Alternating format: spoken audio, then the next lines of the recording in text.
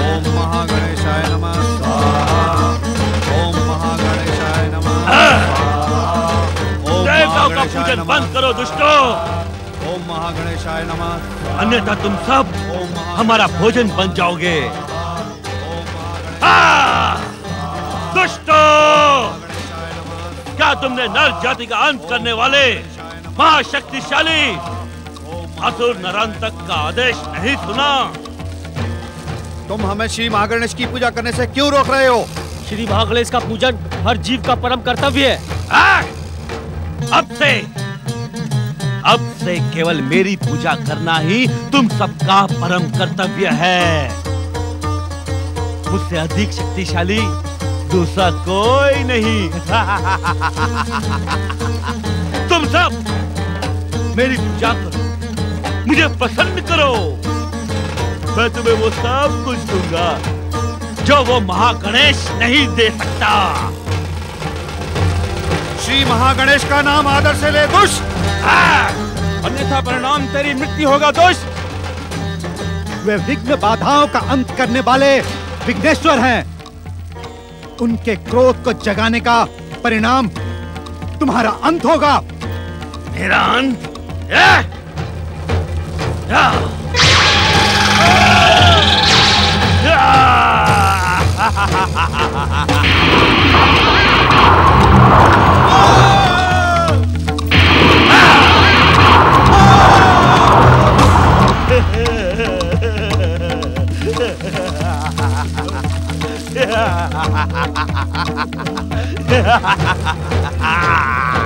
रक्षा करो श्री महागणेश, रक्षा करो, रक्षा करो श्री महागणेश, रक्षा करो।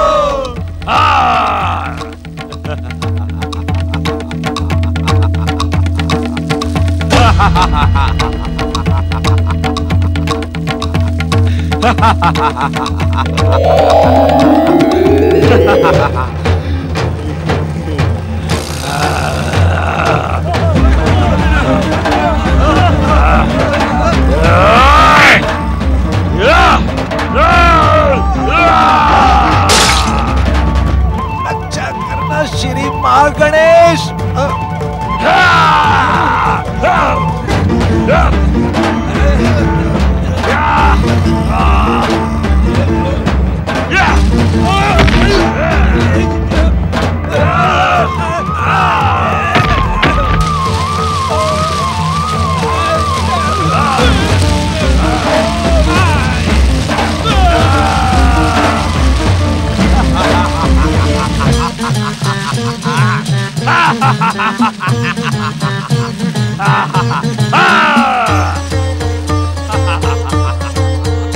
अब बुलाओ अपने विघ्नेश्वर महागणेश को, बुलाओ।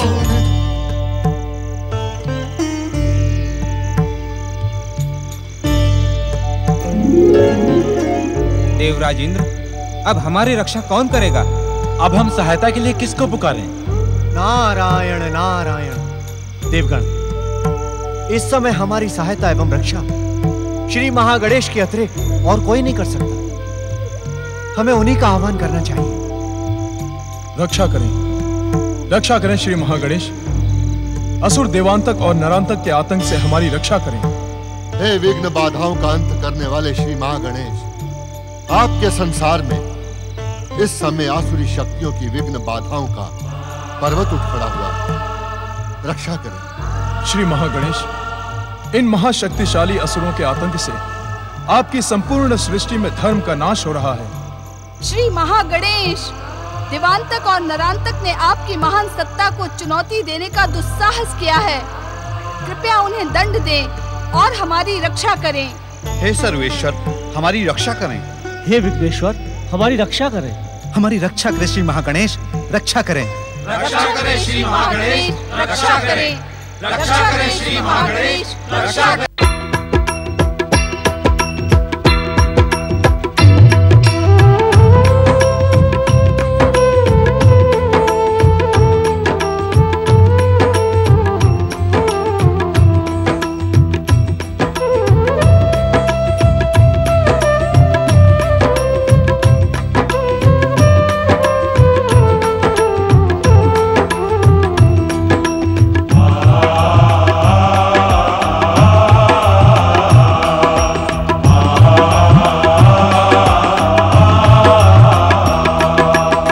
सर्वज्ञ हे सर्वेश्वर हे विघ्नेश्वर हे देवेश्वर। हे सर्वज्ञ हे सर्वेश्वर हे विघ्नेश्वर हे देवेश्वर। धर्म की रक्षा हेतु आओ, आसुरी बल से हमको बचाओ, हमको बचाओ। हे सर्वज्ञ हे सर्वेश्वर हे विघ्नेश्वर हे देवेश्वर। हे सर्वज्ञ हे सर्वेश्वर हे विघ्नेश्वर हे देवेश्वर। झूठ कपट की बाधा हटाओ, झूठ कपट की बाधा हटाओ। पीड़ित है प्रभु पीड़ा मिटाओ। हे सर्वज्ञ हे सर्वेश्वर हे विघ्नेश्वर हे देवेश्वर। हे सर्वज्ञ हे सर्वेश्वर हे विघ्नेश्वर हे देवेश्वर।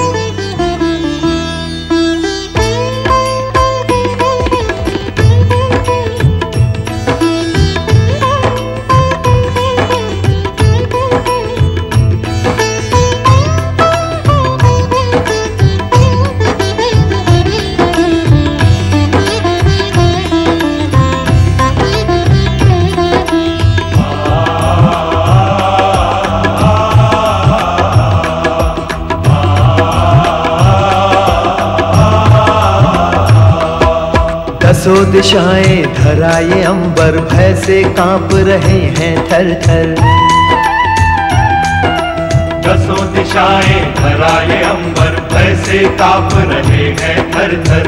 आके सबको धैर्य बंधाओ, आके सबको धैर्य बंधाओ। धर्म की रक्षा हेतु आओ। हे सर्वज्ञ हे सर्वेश्वर हे विघ्नेश्वर हे देवेश्वर। हे सर्वज्ञ हे सर्वेश्वर हे विघ्नेश्वर हे देवेश्वर।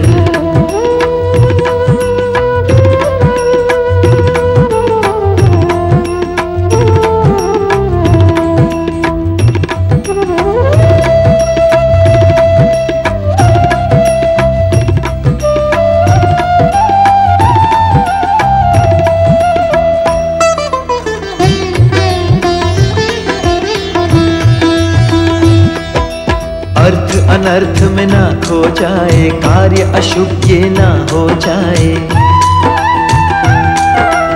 अर्थ अनर्थ में ना खो जाए, कार्य अशुभ ये ना हो जाए। तुमको उजियारा दिखलाओ, तुमको उजियारा दिखलाओ। धर्म की रक्षा हेतु आओ। हे सर्वज्ञ हे सर्वेश्वर हे विघ्नेश्वर हे देवेश्वर। हे सर्वज्ञ हे सर्वेश्वर हे विघ्नेश्वर हे देवेश्वर।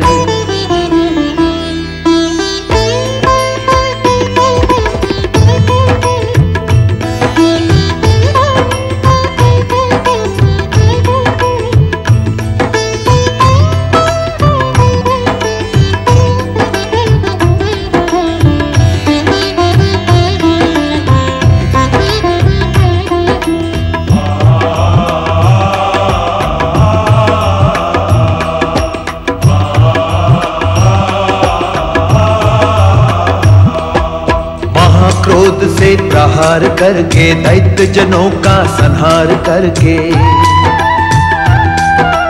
महाक्रोध से प्रहार करके, दैत्य जनों का संहार करके।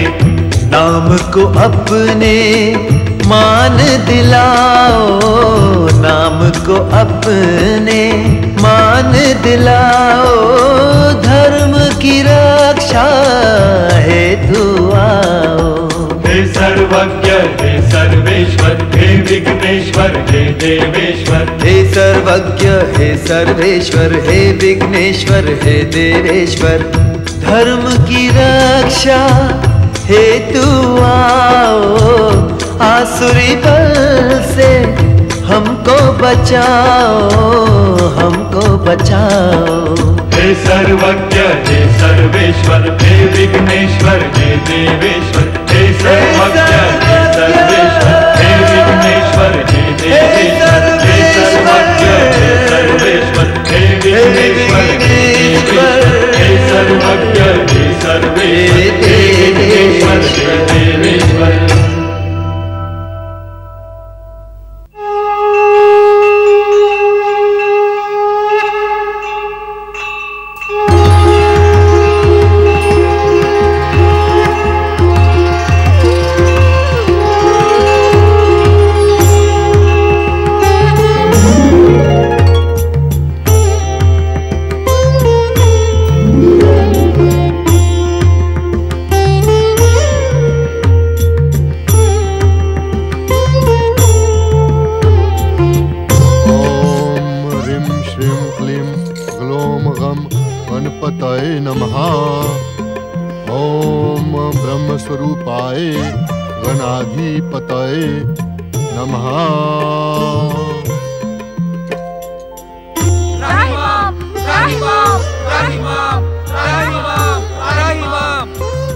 हमारा यहाँ प्रकट होना ही इस बात का प्रमाण है कि दुष्ट को उसकी दुष्टता का दंड अवश्य दिया जाएगा। परमदेव प्रथम पूज्य श्री महागणेश की जय, सर्वेश्वर श्री महागणेश की जय। किंतु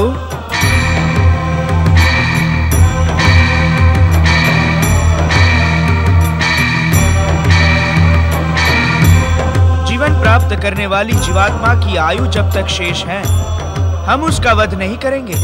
अर्थात श्री महागणेश, अर्थात हमारी इच्छा से जीवन प्राप्त करने वाली हर जीवात्मा अपना जीवन जीने के लिए स्वतंत्र होती है। वे अपने सत्कर्मों द्वारा महागणेश लोक प्राप्त कर सकती है तथा अपने दुष्कर्मों से नरक की भागी बन सकती है।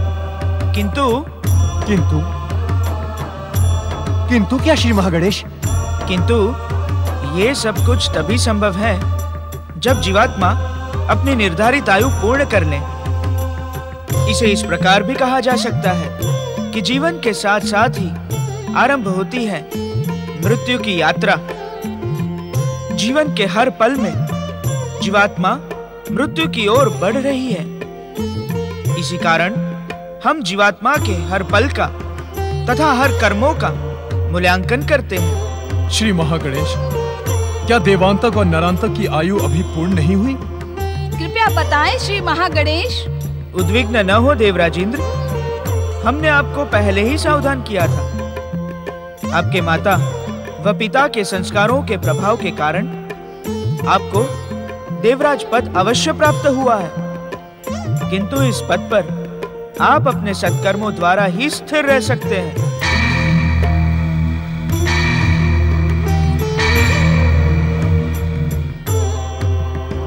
हे विघ्न बाधाओं का अंत करने वाले परम देव श्री महागणेश, देवांतक और नरांतक के आतंक से हम सभी व्यथित और उद्विग्न हैं। कृपया हमारा मार्गदर्शन करें, हमारे अपराधों को क्षमा करें महागणेश, क्षमा करें। देव गुरु बृहस्पति, देवांतक तथा नरांतक का वध स्वयं हमारे द्वारा हमारे महोदर अवतार में ही होगा।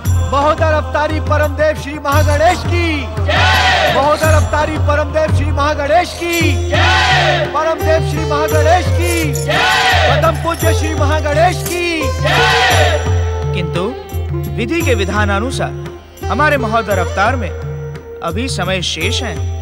हे सर्वेश्वर श्री महागणेश, आपकी प्रार्थना करने वाला कभी निराश नहीं होता। हम आप सबको भी निराश नहीं करेंगे देवी शची। जिस प्रकार देवी दीति के आह्वान पर देवांतक तथा नरांतक जागृत हुए, इसी प्रकार हमारी इच्छा मात्र से वे पुनः पाताल अचेत हो जाएंगे। परमदेव श्री महागणेश की जय! परमदेव श्री महागणेश की जय! प्रथम पूज्य श्री महागणेश की जय!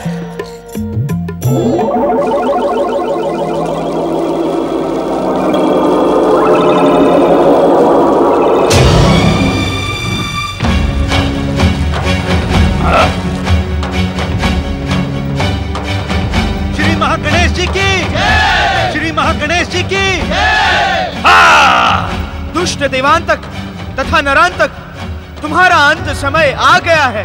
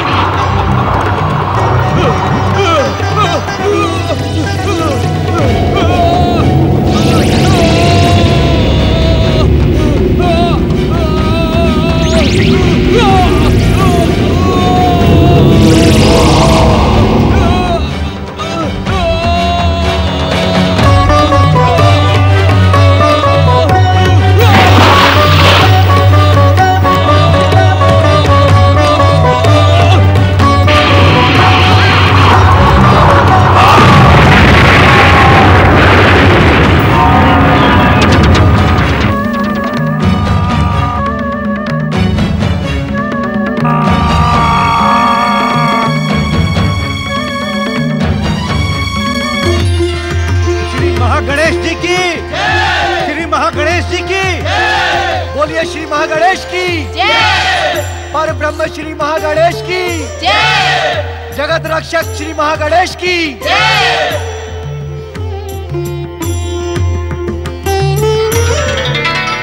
महामंत्री, आज्ञा महाराज।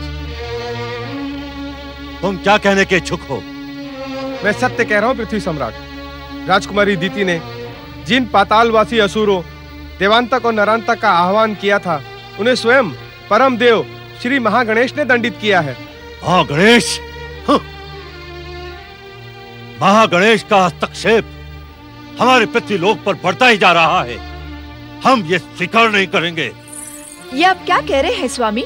ये समस्त संसार परम देव श्री महागणेश की इच्छा मात्र से उत्पन्न हुआ है। हुआ होगा, किंतु पृथ्वी पर कोई भी कार्य करने से पहले महागणेश को हमारी स्वीकृति लेना आवश्यक है, अन्यथा हम उनके हर कार्य का विरोध करेंगे। स्वामी, अपने अहंकार में आप समझ नहीं पा रहे हैं कि आप क्या कह रहे हैं। इस समस्त संसार के विघ्न बाधाओं का अंत करना विघ्नेश्वर परम देव श्री महागणेश का कर्तव्य है। महारानी वीणी, क्या तुम अपना अपमान कराने की इच्छुक हो? सत्य कह सकने के लिए अपमान तो क्या, मुझे मृत्यु भी प्रिय है। हमारी पुत्री दीति ने पातालवासी असुरों का आह्वान कर उचित नहीं किया, उसका परिणाम शुभ नहीं होगा। अपना अधिकार प्राप्त करने के लिए हमारी पुत्री दीति ने जो कुछ भी किया है वो उचित ही है। अधिकार? किसके विरुद्ध अधिकार? अपनी बहन अदिति के विरुद्ध। दीति और अदिति के मध्य तो भयानक संघर्ष चल रहा है। इसका दोषी वो दुष्ट कश्यप है। वो दुष्ट अपने आप को ऋषि कहलाने का इच्छुक रहता है। उसी दुष्ट के कारण हमारी महान पुत्रियों में भेदभाव चल रहा है। हम उसको कदापि क्षमा नहीं करेंगे। हम इसी समय कश्यप आश्रम की ओर प्रस्थान करेंगे। महामंत्री, आज्ञा महाराज। हमारे प्रस्थान की व्यवस्था की जाए। जो आज्ञा पृथ्वी सम्राट।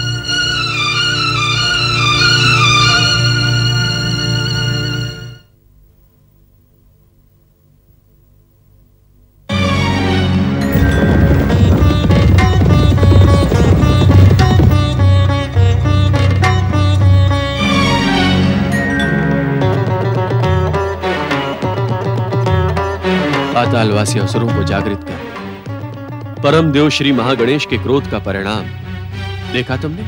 आसुरी शक्ति पराजित नहीं हुई है, ये तुम नहीं, तुम्हारा अहंकार बोल रहा है दीदी। तुम्हारा अभियान परमदेव श्री महागणेश ने इच्छा मात्र से ध्वस्त कर दिया। किंतु ध्वस्त होने से पूर्व ही मेरे अभियान ने इस संसार को भयानक, विध्वंसक, विस्फोटक आसुरी शक्ति का परिचय दे दिया है। किंतु लाभ क्या हुआ देवी? ये मेरा पहला प्रयास था जो कुछ सफल रहा, किंतु मेरा दूसरा प्रयास पूर्ण सफल होगा। इस संसार पर मेरी द्वारा निर्देशित आसुरी शक्ति अपना अधिकार करेगी। तब तुम जैसे पाखंडी और ढोंगियों को इस संसार में सर छुपाने का भी स्थान नहीं होगा। तुम भयंकर भूल कर रही हो दीदी। भूल तुमने की है ऋषिवर, अदिति को तेजस्वी पुत्रों की माँ बनाकर मेरा अपमान किया है, मेरी उपेक्षा की है। इसका दंड तुम्हें और इस संसार को भोगना ही पड़ेगा। प्रजापति कश्यप, मेरी पुत्री सत्य कह रही है। आपने अदिति के अतिरिक्त अपनी अन्य पत्नियों की जो उपेक्षा की है, उसका दंड आपको भोगना ही होगा। दक्ष प्रजापति, आप यहाँ? हाँ प्रजापति कश्यप, मैं आपको यह बताने आया हूँ कि अपने पक्षपात पूर्ण व्यवहार के कारण आपने ऋषि कहलाने का अधिकार खो दिया है। ऋषि कहलवाने का अधिकार हमने आपकी कृपा से प्राप्त नहीं किया था दक्ष प्रजापति। आपको हमारे पारिवारिक विषय में हस्तक्षेप करने का तनिक भी अधिकार नहीं है। प्रजापति कश्यप, आप हमारे क्रोध से भलीभांति परिचित हैं। मैं आपके क्रोध से भयभीत नहीं होने वाला हूँ। आप जिस प्रकार यहाँ आए हैं उसी प्रकार यहाँ से लौट जाएं। प्रजापति कश्यप, संपूर्ण पृथ्वी लोक हमारी संपत्ति है। हमें श्राप देने का दुस्साहस न करें आप। यदि आप हमारी पुत्रियों के पति न होते तो अब तक आपका यह मस्तक इस भूमि पर लौट रहा होता। ये संसार मेरे आराध्य परम देव श्री महागणेश की इच्छा मात्र से उत्पन्न हुआ है। किसी की जीवन मृत्यु का अधिकार उनके पास सुरक्षित है। अरे तुम्हारी बिसात ही क्या है? यदि तुम हमारे पत्नियों के पिता न होते तो अब तक हमारा शाप तुम्हें भस्म कर चुका होता दक्ष प्रजापति।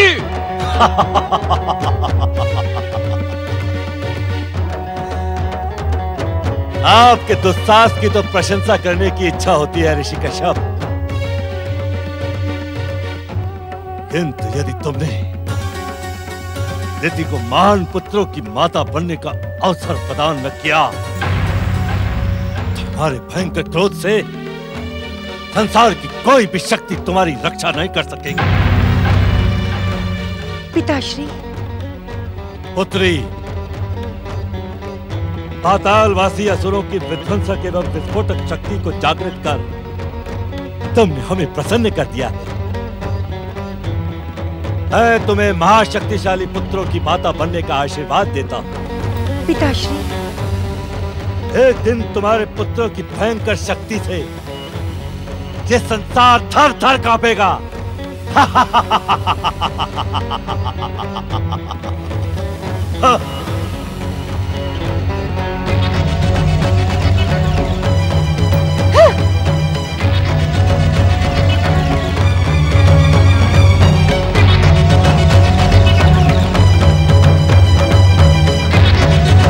अभिमानी दक्ष का अहंकार उसकी इच्छाओं को अग्नि के समान प्रज्वलित करने लगा। पृथ्वी सम्राट का पद प्राप्त करने के पश्चात भी उसके अहंकारी मन को संतुष्टि नहीं मिली। अपनी महानता के प्रदर्शन के लिए उसका मन मस्तिष्क विचलित था। अपनी धधकती हुई इच्छा को पूर्ण करने के लिए उसने एक महान योजना बनाई। अपनी योजना को कार्य रूप देने के लिए दक्ष प्रजापति ने ब्रह्मदेव से भेंट करने का निश्चय किया। प्रणाम परमपिता।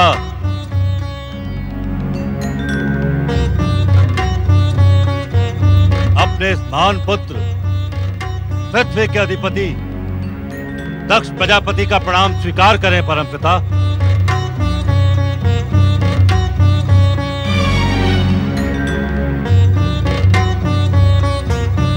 पुत्र दक्ष, मैं तुम्हारे ब्रह्मलोक आने का कारण भलीभांति जानता हूं,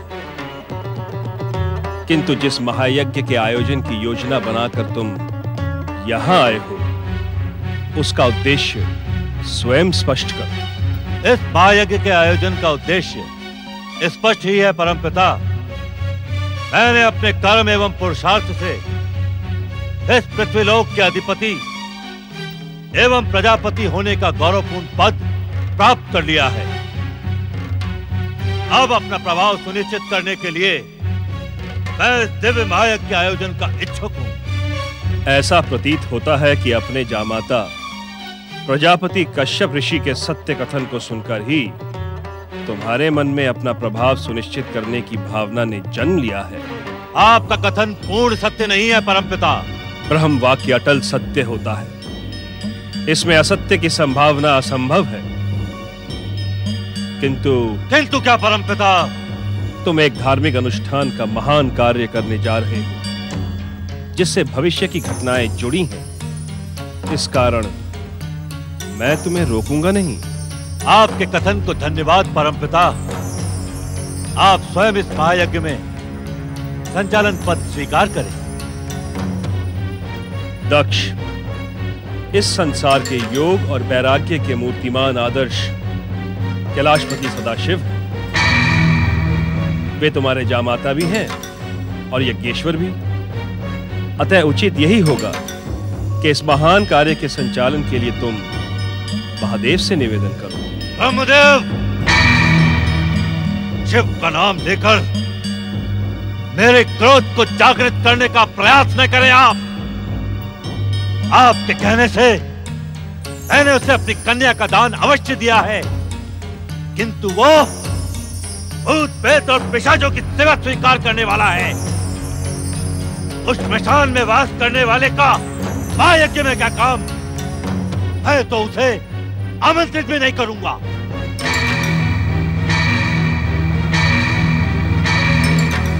दक्ष, शिव क्रोध को जगाने का परिणाम तुम्हारा सर्वनाश हो सकता है। ऐसी भूल ना करो पुत्र।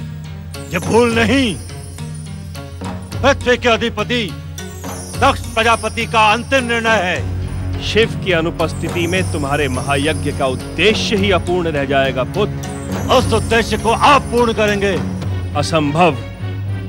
शिव का अपमान करने वाले के अनुष्ठान में हम उपस्थित हो ही नहीं सकते दक्ष। परमपिता, आप मेरी पुत्री दीति के क्रोध का परिणाम देख चुके हैं। यदि आपने मेरे इस महायज्ञ को अपना सहयोग नहीं दिया तो मेरे भयंकर क्रोध का परिणाम आपको ही नहीं, अपितु सारी सृष्टि को भुगतना होगा। सृष्टि के रचनाकार ब्रह्मदेव, सावधान।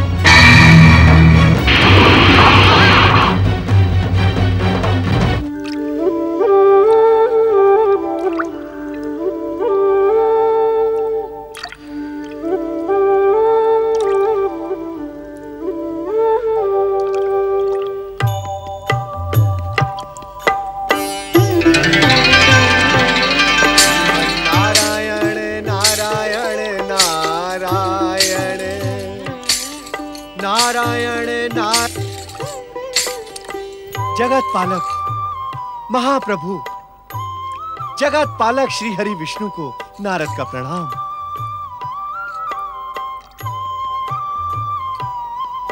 कहें देवर्षि नारद, आज क्षीर सागर का मार्ग कैसे भूल पड़े? नारायण नारायण, क्षीर सागर में विराजमान श्रीमन नारायण तो सदैव ही इस नारद के हृदय में विराजते हैं। उनके परम पावन दर्शनों के लिए इस दीनहीन नारद को मार्ग खोजने की आवश्यकता नहीं है प्रभु। नारायण नारायण। भूमिका बनाने में चतुर नारद, अपने आने का उद्देश्य तो स्पष्ट करो, क्योंकि ये तो स्पष्ट है कि तुम्हारे हृदय प्रदेश में विराजने वाले नारायण से जब तुम्हारी जिज्ञासा शांत नहीं हुई होगी, तभी तुम्हें क्षीर सागर वासी नारायण का स्मरण हुआ है। प्रभु, नारायण शब्द का तो उच्चारण मात्र ही हर समस्या एवं जिज्ञासा का स्वयं समाधान है। किंतु प्रभु, अपनी बात निसंकोच कहो नारद। श्री हरि, परम देव, अविघ्नेश्वर श्री महागणेश की कृपा दृष्टि होते हुए भी सृष्टि संपादन के कार्य में विघ्न एवं बाधाएं क्यों उत्पन्न हो रही हैं? तुम्हारे जैसे परम विद्वान को यह प्रश्न पूछते देख आश्चर्य हो रहा है नारद। तुम इसे श्री महागणेश की लीला भी कह सकते हो। लीला? किंतु प्रभु, ऐसी लीला का उद्देश्य? नारद, लीला का उद्देश्य सदा ही जन कल्याण और सृष्टि उत्थान में ही निहित रहता है। काम, क्रोध, मद, लोभ और अहंकार से संघर्ष करने का अवसर प्राणी मात्र को हम महाशक्तियों की लीला के माध्यम से ही प्राप्त होता है। नारायण नारायण। जो प्राणी अपने संघर्ष में इन विकारों पर विजय प्राप्त कर लेता है, वो पूर्णता को प्राप्त करता है, और पराजित होने वाला आवागमन के चक्र में भटकता रहता है। किंतु हे श्री हरि, दक्ष प्रजापति ने अपनी पुत्री दिति को एक भयानक शक्ति संपन्न पुत्र होने का आशीर्वाद प्रदान किया है। नारायण नारायण। तुम्हारी भांति दक्ष भी ब्रह्मदेव का ही मानस पुत्र है। दक्ष का वरदान असफल नहीं हो सकता। समय आने पर देवी दिति एक प्रतापी पुत्र की माता अवश्य बनेंगी। परम पिता को नारद का प्रणाम स्वीकार।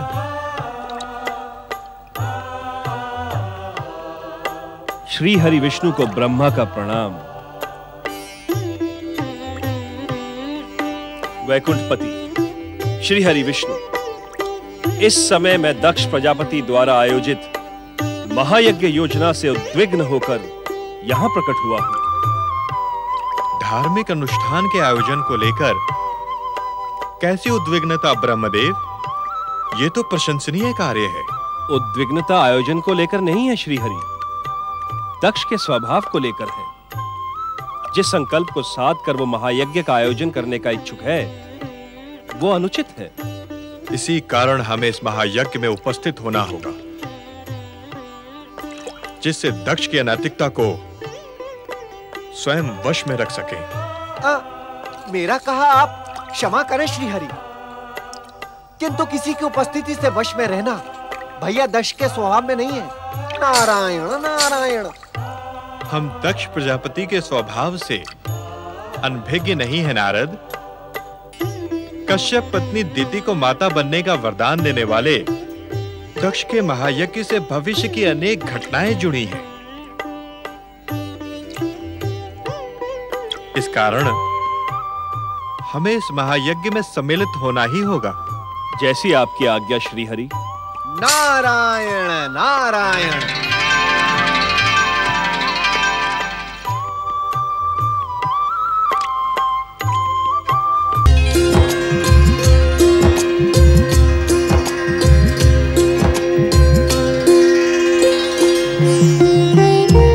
तुम्हारी सेवा भावना से हम अति प्रसन्न हैं। वास्तव में तुम्हें पत्नी के रूप में पाकर मेरा जीवन धन्य हो गया है देवी अदिति। धन्य तो मैं हो गई स्वामी। आपको पाने के लिए हमने श्री महागणेश की आराधना की थी। मेरी आराधना का कितना सुंदर प्रतिफल दिया है श्री महागणेश ने। आपको पाकर मैं पूर्ण हुई स्वामी। अरे दुष्टा, अपनी पूर्णता और अपने स्वार्थ के लोभ में तू किसी अन्य को भी पूर्णता प्राप्त करने देगी अथवा नहीं? दीदी, सत्य को सुनकर इतनी उत्तेजित न हो अदिति। तुम्हारे मोह जाल में उलझे इस पाखंडी के कारण मेरे महान पिता दक्ष प्रजापति का दिया हुआ आशीर्वाद कहीं व्यर्थ न हो जाए। अपनी उत्तेजना पर संयम रखो दिति। संयम? संयम रखने वाला स्वभाव नहीं है मेरा।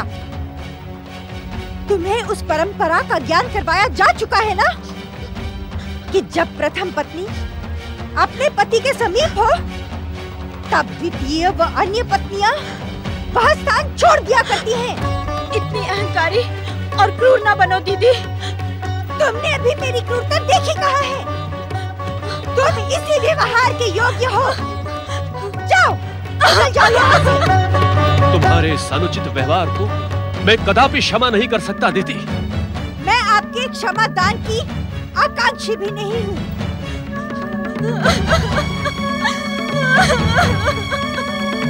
आप मात्र मेरे पिता के आशीर्वाद को पूर्ण करने वाले एक माध्यम भर हैं।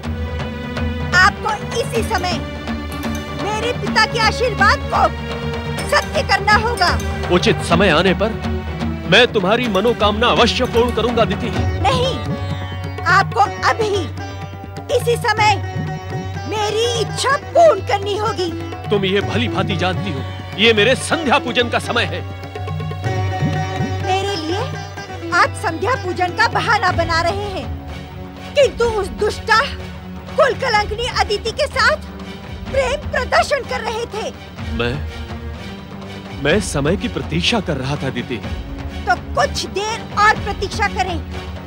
संध्या पूजन में विलंब हो जाने से कोई पहाड़ नहीं टूट गिरेगा। तुम्हारे आग्रह के लिए ये उचित समय नहीं है दीदी। मैं आग्रह नहीं कर रही हूँ, मैं अपना अधिकार मांग रही हूँ दीदी। जिसे आपको देना ही पड़ेगा। दीदी, मेरी बात समझने का प्रयास करो। संध्या समय में जब दो काल मिलते हैं तब ऐसा विचार मन में लाना पाप है। जानती हो क्यों? क्यों? क्योंकि संध्या काल में कैलाशपति भगवान शिव अपने गणों के साथ विश्व का भ्रमण करते हैं और ऐसे समय में ऐसा कार्य करने वाला शिव क्रोध का भागी होता है। शिव का नाम लेकर आप मुझे मेरे अधिकार से वंचित कर रहे हैं। किंतु ये सत्य है दीदी। संपूर्ण विश्व में कैलाशपति शिव और उनके गणों को देखने के लिए हम और आप ही मिलेंगे क्या? भगवान शिव त्रिकालदर्शी, उन्हें तीनों लोकों का ज्ञान रहता है दीदी। रहता होगा, किंतु मेरे लिए शिव मेरी छोटी बहन सती के पति हैं। वे मेरा अनिष्ट कदापि नहीं चाहेंगे। शिव जी को संबंध से नहीं, कर्म से प्रेम है। माता बनना हर नारी का निश्चित कर्म और सुनिश्चित अधिकार है। शिव उसमें आड़े क्यों आने लगे? शिव जी आड़े आते तो अब तक तुम बात क्यों रोकी? कहीं स्वामी, कहीं आप यही चाहते हैं ना कि मेरा सर्वनाश हो जाए? यदि आप उत्तर देने की इच्छुक नहीं हैं, तो मेरी भी घोषणा सुन लें। या तो आप मुझे इंद्र और सूर्य से भी प्रतापी पुत्र प्रदान करें, या मैं इसी समय आपके सम्मुख अपना सर्वनाश कर लूंगी।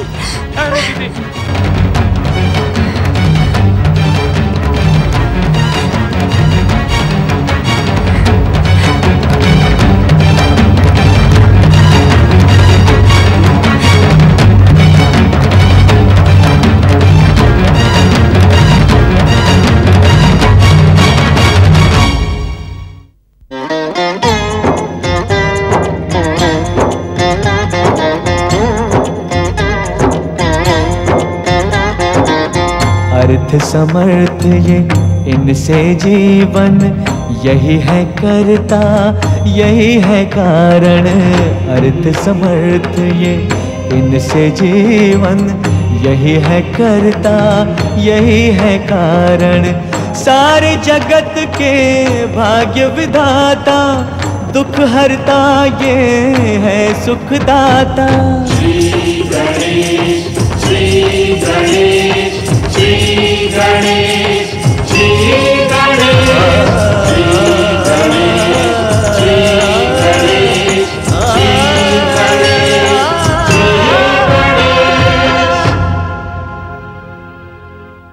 नमः शिवाय, नमः है।